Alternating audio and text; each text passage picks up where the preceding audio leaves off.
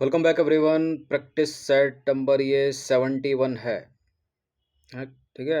और इसमें हम 61 से लेकर 80 तक करंट अफेयर्स के प्रश्नों की प्रैक्टिस करेंगे।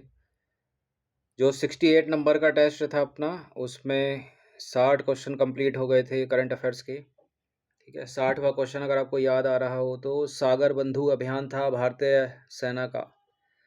भारतीय सेना सागर बंधु अभियान के तहत भारत के किस पड़ोसी देश में, श्रीलंका में, ठीक है, एक पुल परियोजना का निर्माण कर रही है भारतीय सेना। ठीक है, सागर बंधु अभियान के तहत। चलिए अब 61 से लेकर 80 तक देखेंगे, फिर 80 के बाद 100 तक, तो 100 कवर हो जाएंगे। ठीक है, इंपॉर्टेंट है क्वेश्चन किसी भी कॉम्पिटिटिव एग्जाम्स के लिए। पहला प्रश्न है, मतलब 61 नंबर का प्रश्न है, और ये टेस्ट नंबर होगा 71। जो 69 और 70 नंबर का टेस्ट है, वो जो 12th क्लास की हिस्ट्री की एनसीईआरटी चल रही है अपनी, उसका है। 68वां करंट अफेयर्स का था, अभी ये 71 का करंट अफेयर्स है, उसी के आगे से। तो दो कथन है यहाँ पर। 11 मार्च 2026 को दूसरा वार्षिक फिजिकल हेल्थ इंडेक्स 2026 रिपोर्ट जारी किया गया, और यह रिपोर्ट स्वास्थ्य एवं परिवार कल्याण मंत्रालय भारत सरकार द्वारा जारी किया गया या की गई। तो इन दोनों कथनों में से कौन सा कथन सत्य है? फिजिकल हेल्थ इंडेक्स 2026 ये नीति आयोग का इंडेक्स है, नीति आयोग इसको जारी करता है। तो दूसरा वार्षिक इंडेक्स या फिजिकल हेल्थ इंडेक्स 2026 जो कि दूसरा वार्षिक इंडेक्स था, बिल्कुल 11 मार्च 2026 को जारी किया गया। और स्वास्थ्य और परिवार कल्याण मंत्रालय नहीं, कि इसको नीति आयोग जारी करता है, तो पहला वाला सही है, केवल दूसरा गलत है।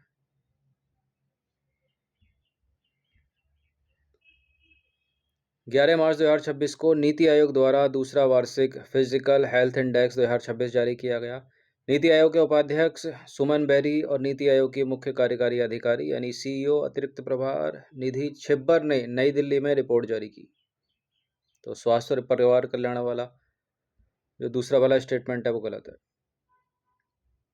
नीति आयोग द्वारा जारी दूसरा वार्षिक फिजिकल हेल्थ इंडेक्स 2026 राज्यों के राजकोषीय प्रदर्शन का व्यापक मूल्यांकन करता है, जिसमें ओडिशा जो है, ओडिशा वो शीर्ष अचीवर राज्य के रूप में उभरा है। ठीक है, तो नीति आयोग का इसने दूसरा वाला स्टेटमेंट सही नहीं है। शीर्ष अचीवर हो गया उड़ीसा, और शीर्ष प्रदर्शन उड़ीसा है। ठीक है, उड़ीसा के साथ गोवा और झारखंड ने भी बेहतर प्रदर्शन किया है। ठीक है, बेहतर राजस्व है इनका, कम राजकोषीय घाटा है, और उच्च पूंजीगत खर्च के कारण ये शीर्ष स्थान हासिल किया। मतलब सबसे ज़्यादा तो उड़ीसा ही है, उसके बाद दूसरा गोवा है, और तीसरा है झारखंड। उड़ीसा, गोवा और झारखंड है। और प्रदर्शनकारी राज्य देखें तो फ्रंट रनर श्रेणी में गुजरात है, महाराष्ट्र है, छत्तीसगढ़ है, तेलंगाना है, उत्तर प्रदेश और कर्नाटक। ये जो है वो प्रदर्शनकारी राज्य हैं फ्रंट रनर श्रेणी में, और शीर्ष अचीवर है उड़ीसा, उसके बाद गोवा के बाद झारखंड। और जो निम्नतम श्रेणी में है, यानी निम्न प्रदर्शन किसने किया है, या एस्पिरेशनल श्रेणी में कौन है? केरल, पश्चिम बंगाल, पंजाब और आंध्र प्रदेश। ठीक है, ये जो राज्य हैं उच्च ऋण है इनके पास और कम विकासात्मक खर्च से जूझ रहे हैं ये।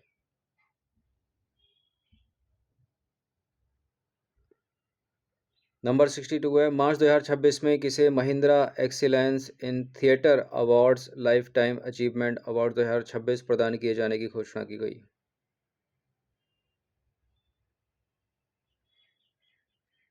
अमोल पालेकर। ठीक है, Amol Palekar, option number B है इसका आंसर।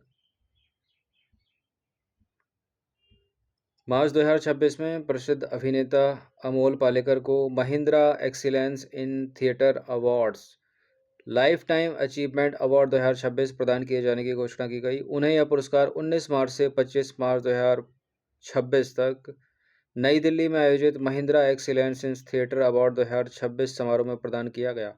यह पुरस्कार भारतीय रंगमंच, सिनेमा और कहानी कथन के क्षेत्र में उनके कई दशकों के उल्लेखनीय योगदान को मान्यता देता है। नेक्स्ट क्वेश्चन है 63 नंबर का। 25 से 27 फरवरी 2026 को प्राचीन भारतीय ग्रंथ, विज्ञान और प्रौद्योगिकी पर राष्ट्रीय सम्मेलन 2026 कहाँ आयोजित हुआ? प्राचीन भारतीय ग्रंथ, विज्ञान और प्रौद्योगिकी पर जो राष्ट्रीय सम्मेलन आयोजित हुआ है वो आयोजित हुआ है धनबाद में। 25 से 27 फरवरी 2026 को प्राचीन भारतीय ग्रंथ, विज्ञान और प्रौद्योगिकी पर राष्ट्रीय सम्मेलन 2026 IIT धनबाद झारखंड में आयोजित हुआ। यह सम्मेलन जो है भारतीय दार्शनिक अनुसंधान परिषद और अनुसंधान नेशनल रिसर्च फाउंडेशन द्वारा आयोजित किया गया था। देखिए, इन सभी टेस्ट की आप फुल टेस्ट सीरीज से जुड़ सकते हैं नंबर इस पर व्हाट्सअप करके, गूगल पे, फ़ोन पे पर भी यही नंबर है। एक छोटा सा अमाउंट है, ठीक है। फुल टेस्ट सीरीज जो होगी वो PDF फॉर्मेट में होगी, टेलीग्राम ग्रुप में आपको ज्वाइन कर लिया जाएगा। चलिए, 64वें नंबर का प्रश्न है। 11 मार्च 2026 को अंतर्राष्ट्रीय सौर गठबंधन ISA का 10वां स्थापना दिवस मनाया गया। इस गठबंधन की संयुक्त शुरुआत कब और किन देशों ने की थी? अंतर्राष्ट्रीय सौर गठबंधन 2015 का है। 2015 में इसकी शुरुआत भारत और फ्रांस ने की थी। ऑप्शन नंबर ए है इसका आंसर, और इसका जो हेडक्वार्टर है वो भी भारत में है, हरियाणा के गुरुग्राम में। देखिए, 11 मार्च 2026 को अंतर्राष्ट्रीय सौर गठबंधन यानी इंटरनेशनल सोलर अलायंस का 10वां स्थापना दिवस मनाया गया, और इस अवसर पर नवीन एवं नवीकरणीय ऊर्जा मंत्री प्रहलाद जोशी ने सौर ऊर्जा के प्रति विश्व स्तर पर बढ़ती गति तथा विश्व भर में स्वच्छ ऊर्जा संकरण को तेज करने में अंतर्राष्ट्रीय सौर गठबंधन की भूमिका को रेखांकित किया। और इस गठबंधन की संयुक्त शुरुआत भारत और फ्रांस ने वर्ष 2015 में पेरिस में आयोजित COP21 जलवायु सम्मेलन के दौरान भारत के प्रधानमंत्री नरेंद्र मोदी के नेतृत्व में की थी। ये याद रखना है सब आपको। और इसका मुख्यालय जो है भारत में है, हरियाणा के गुरुग्राम में, ISA का।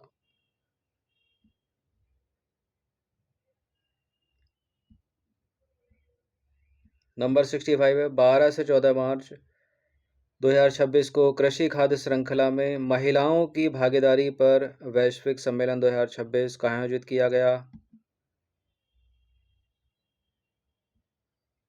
नई दिल्ली में किया गया है। 12 से 14 मार्च 2026 को कृषि खाद्य श्रृंखला में महिलाओं की भागीदारी पर वैश्विक सम्मेलन 2026 नई दिल्ली में आयोजित किया गया। इस कार्यक्रम का औपचारिक उद्घाटन भारत के राष्ट्रपति ने किया है, इसलिए इम्पोर्टेंट है, द्रौपदी मुर्मू ने। और इस सम्मेलन का एक विषय भी था, थीम भी थी, वो थी प्रगति को आगे बढ़ाते हुए नई ऊंचाइयां प्राप्त करना।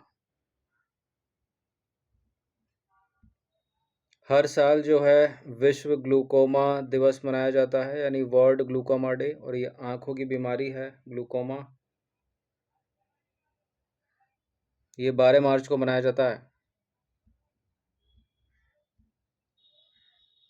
देखिए, 12 मार्च 2026 को विश्व ग्लूकोमा दिवस यानी वर्ल्ड ग्लूकोमा डे मनाया गया। इसका विषय की बात करें तो uniting for a glaucoma free world, यानी ग्लूकोमा मुक्त दुनिया के लिए एकजुट। ठीक है, uniting for a glaucoma free world. और इस वर्ष 2026 में विश्व ग्लूकोमा जो सप्ताह है वो 8 मार्च से 14 मार्च 2026 तक मनाया गया। ग्लूकोमा को हिंदी में काला मोतिया भी कहा जाता है, जो आंखों की रोशनी छीन सकता है, और इसे दृष्टि का खामोश चोर भी कहा जाता है, यानी साइलेंट थीफ ऑफ साइट, क्योंकि इसके लक्षण शुरुआत में पता नहीं चलते। इस दिन को मनाने का मुख्य उद्देश्य है लोगों को आंखों की नियमित जांच के प्रति जागरूक करना। ग्लूकोमा में जो आंख की नस है यानी ऑप्टिक नर्व है वो खराब हो जाती है, जिससे अंधापन हो सकता है।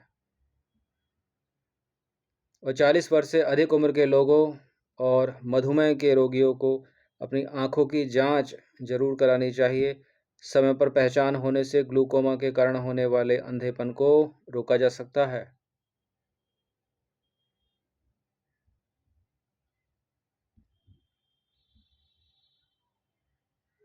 नंबर 67 है। हाल ही में 55वां राष्ट्रीय सुरक्षा सप्ताह कब मनाया गया?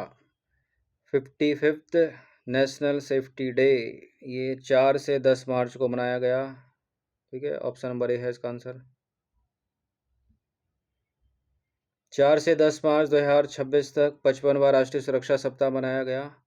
इस वर्ष के विषय की बात करें तो सुरक्षा बढ़ाने के लिए लोगों को शामिल करना, शिक्षित करना और सशक्त बनाना है। यह सप्ताह कार्यस्थलों, सड़कों और घरों में सुरक्षा, स्वास्थ्य और पर्यावरण के प्रति जागरूकता बढ़ाने के लिए हर साल मनाया जाता है। दूसरे ऑर्गन की तरह भी किडनी भी एक इम्पोर्टेंट ऑर्गन है ह्यूमन बॉडी के अंदर, आपके हमारे अंदर। तो 12 मार्च 2026 को संपूर्ण विश्व में विश्व किडनी दिवस मनाया गया, यानी वर्ल्ड किडनी डे मनाया गया। यह दिवस किसकी संयुक्त पहल है?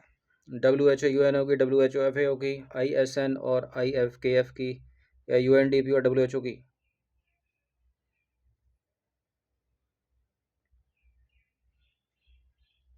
देखिए, यह पहल है international society of nephrology. Kidney का अध्ययन को नेफ्रोलॉजी कहते हैं। तो ISN हो जाएगा, इंटरनेशनल सोसाइटी ऑफ नेफ्रोलॉजी, और IFKF हो जाएगा, IFKF international federation of kidney foundation. C है इसका आंसर, यही होनी चाहिए फुल फॉर्म। देखिए, यह जो दिवस है अंतर्राष्ट्रीय किडनी दिवस, अंतर्राष्ट्रीय सोसाइटी ऑफ नेफ्रोलॉजी यानी इंटरनेशनल सोसाइटी ऑफ नेफ्रोलॉजी और international federation of kidney foundation की एक संयुक्त पहल है। वर्ष 2026 में इस दिवस की थीम यानी विश्व किडनी दिवस की थीम क्या है? Kidney health for all, caring for people, protecting the planet. ठीक है, इंपॉर्टेंट ऑर्गन है।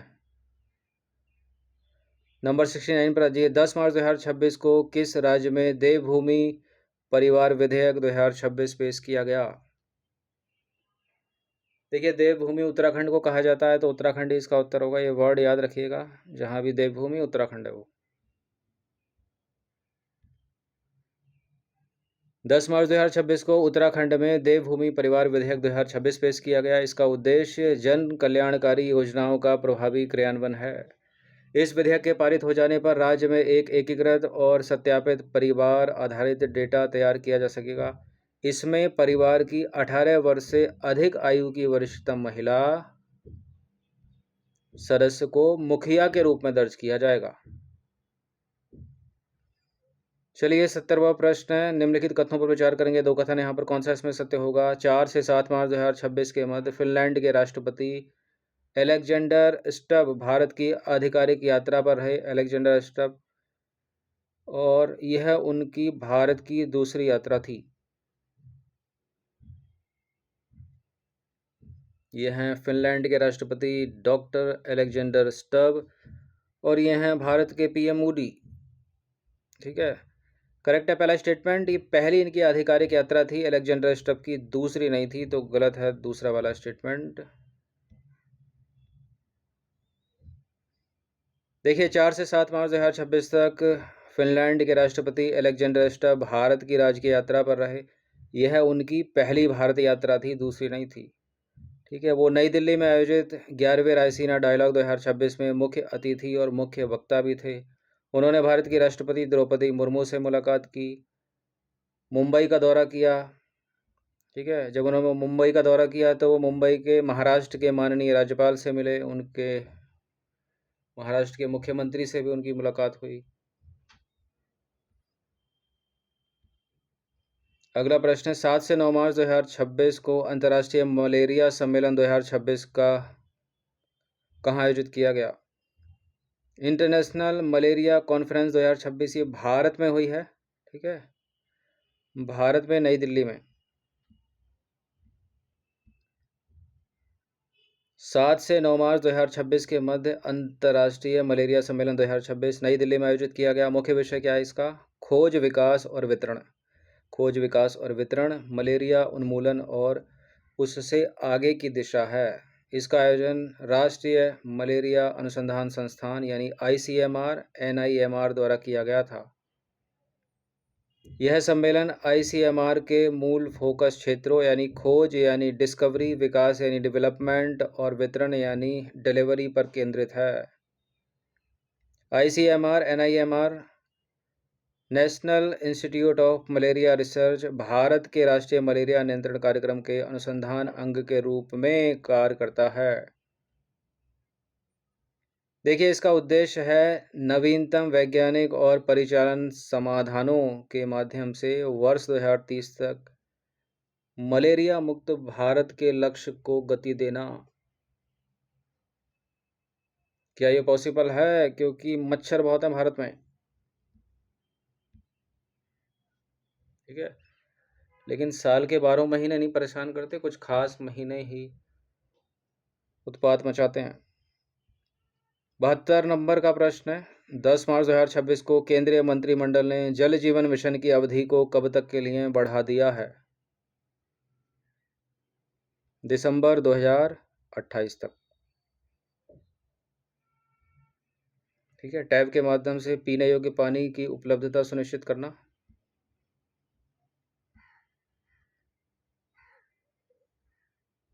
केंद्रीय मंत्रिमंडल ने जल जीवन मिशन की अवधि को दिसंबर 2028 तक बढ़ाने की मंजूरी दे दी है। इस विस्तार के साथ मिशन को जल जीवन मिशन 2.0 के रूप में पुनर्गठित किया गया है, जो ग्रामीण घरों में नल के पानी की सतत आपूर्ति और सेवा वितरण पर केंद्रित होगा। विस्तारित अवधि की बात करें तो समय सीमा मार्च 2024 से बढ़ाकर कर दी है दिसंबर 2028। उद्देश्य क्या है इसका? सभी ग्रामीण परिवारों को 24/7 सुनिश्चित पीने योग्य नल का पानी उपलब्ध कराना, और इसका जो कुल खर्चा है वो है 8.69 लाख करोड़।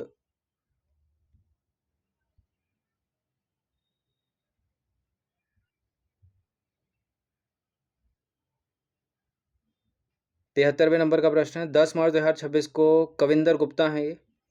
कविंदर गुप्ता ने हिमाचल प्रदेश के नए राज्यपाल के रूप में पदभार ग्रहण किया, और इस पद पर उन्होंने किसका स्थान लिया है? राज्यपाल यानी गवर्नर। गवर्नर होता है राष्ट्रपति के प्रसाद यंत्र। भारत में गवर्नर बनने के लिए न्यूनतम आयु कितनी चाहिए?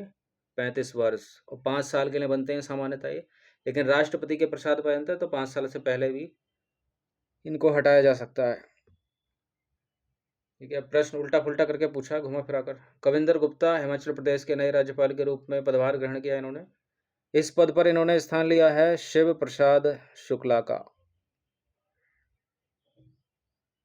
ये है इसका आंसर।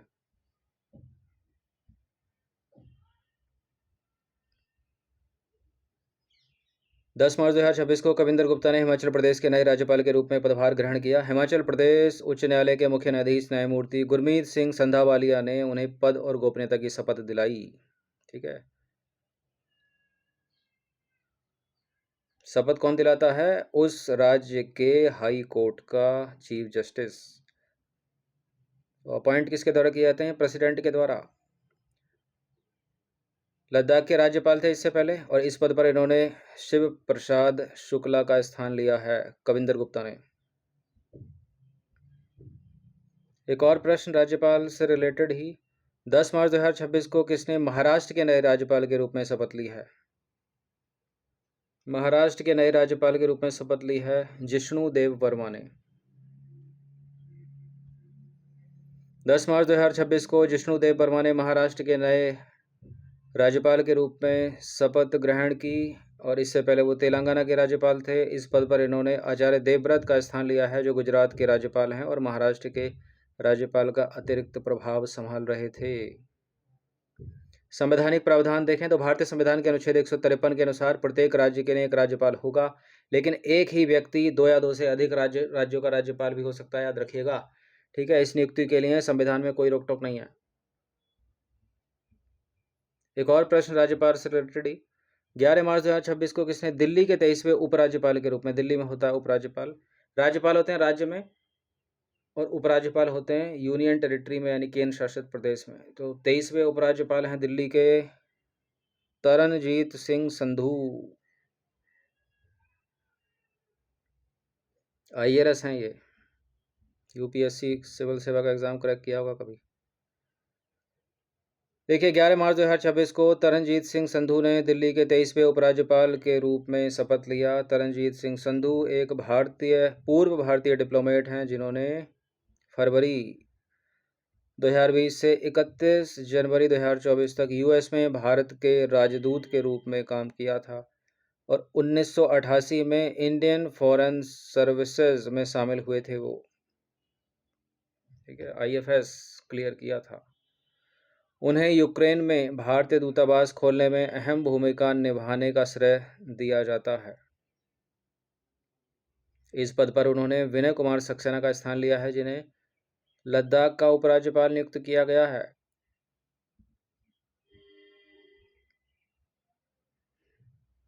76वें नंबर का प्रश्न है, हाल ही में समाचारों में रही ब्लॉकबस्टर स्पाई थ्रिलर फिल्म धुरंधर के निर्देशक यानी डायरेक्टर कौन है? देखिए, अभिनेता तो रणवीर सिंह है, यहाँ डायरेक्टर निर्देशक की बात हो रही है तो आदित्य धर इसका उत्तर है। ठीक है, ऑप्शन नंबर सी है इसका आंसर। बढ़िया फिल्म है, 2 पार्ट हैं इसके, दोनों के दोनों रिलीज हो गए हैं। 1000 करोड़ से ऊपर का कारोबार है इसका फिल्म का।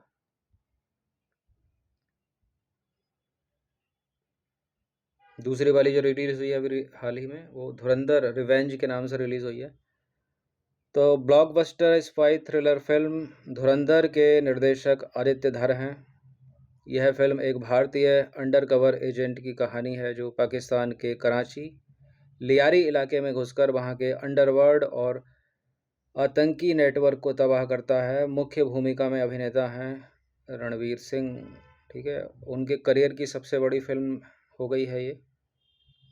और ये जब फिल्म स्टार्ट होती है तो एक डिस्क्लेमर स्टार्टिंग में आता है कि यह फिल्म पूरी तरह से काल्पनिक है, वास्तविकता से इसका कोई संबंध नहीं है। किसी कहानी, पात्र या घटना से इसकी समानता होती है तो इसे मात्र एक सहयोग कहा जाएगा, संयोग कहा जाएगा। सीधा डिस्क्लेमर दिया गया है। 77वें नंबर का प्रश्न है, 98वें ऑस्कर अवार्ड 2026 में सर्वश्रेष्ठ अभिनेता का पुरस्कार किसने जीता है? ये सांता एना, संयुक्त राज्य अमेरिका के अभिनेता, इनका नाम है Michael B Jordan. Option number B.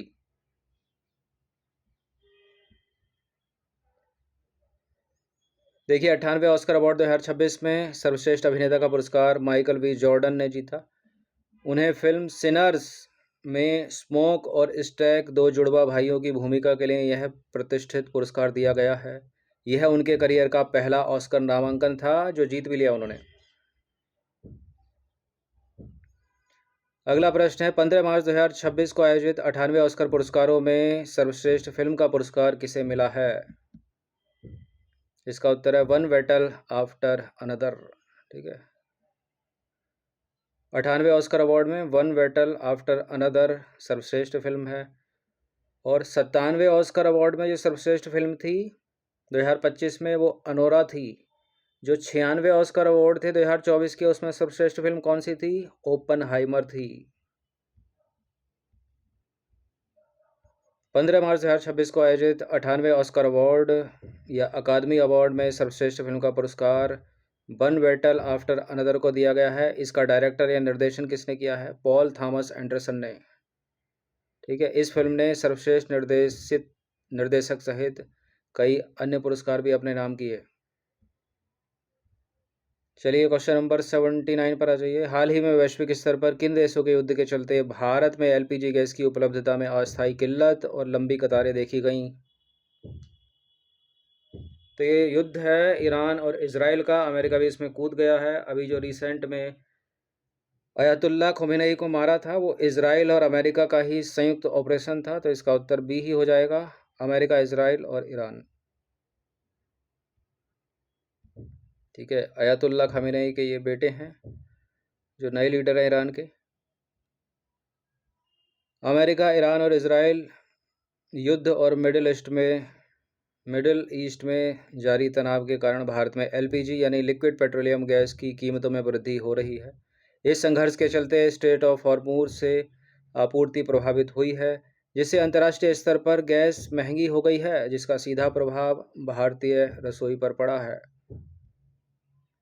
और अभी भी पड़ रहा है। कब तक पड़ेगा पता नहीं। 80वें नंबर का प्रश्न है, वो थे नेशनल अवार्ड, वो थे अकादमी अवार्ड यानी ऑस्कर अवार्ड है अमेरिका का, और यह है बाफ्टा, ये है ब्रिटेन का। तो बाफ्टा पुरस्कार 2026 और कौन से वाले? 79वें बाफ्टा पुरस्कार 2026 में सर्वश्रेष्ठ फिल्म का पुरस्कार किसे प्रदान किया गया? वहाँ तो वन बैटल आफ्टर अनदर थी 98वें ऑस्कर अवार्ड में, और 79वें बाफ्टा में भी सेम है उत्तर, वन बैटल आफ्टर अनदर। ठीक है, ऑप्शन नंबर डी है इसका आंसर।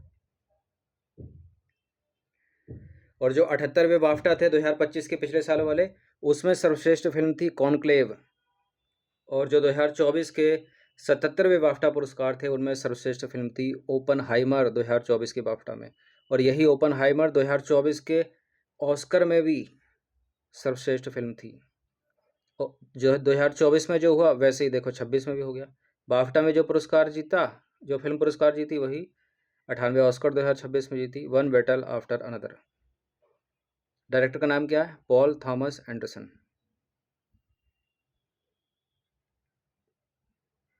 तो 2026 बाफ्टा पुरस्कारों, जो कि 79वें बाफ्टा हैं, वन बैटल आफ्टर अनदर ने सर्वश्रेष्ठ फिल्म का पुरस्कार जीता।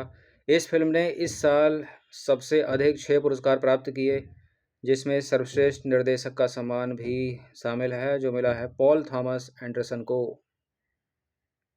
ठीक है, पॉल थॉमस एंडरसन ने बेस्ट डायरेक्टर बाफ्टा में भी जीता और 18वें ऑस्कर अवार्ड में भी जीता है। अच्छा, बाफ्टा का एक पूर्ण रूप भी है, फुल फॉर्म भी है। बाफ्टा यानी British academy of film and television arts. ठीक है, British academy of film and television arts, ये है बाफ्टा। ये जो पुरस्कार है मुख्य रूप से लंदन यानी यूनाइटेड किंगडम में आयोजित किए जाते हैं। तो 80 प्रश्न ये कवर हो गए हैं। अगला जो टेस्ट आएगा उसमें 80 to 100 हो जाएगा। फिर ये 100 का फुल टेस्ट PDF आपको पेड टेलीग्राम ग्रुप से आप डाउनलोड कर सकते हैं ज्वाइन करके। एक छोटा सा अमाउंट है, वन टाइम पेमेंट है। इतना कम इसलिए रखा था कि सभी लोग इसको इजीली अफोर्ड कर सकें। आने वाले किसी भी कॉम्पिटिटिव एग्जाम के लिए, चाहे किसी भी स्टेट का PCS हो, ये प्रश्न इंपॉर्टेंट है, सीधे सीधे बनेंगे एग्जाम्स में।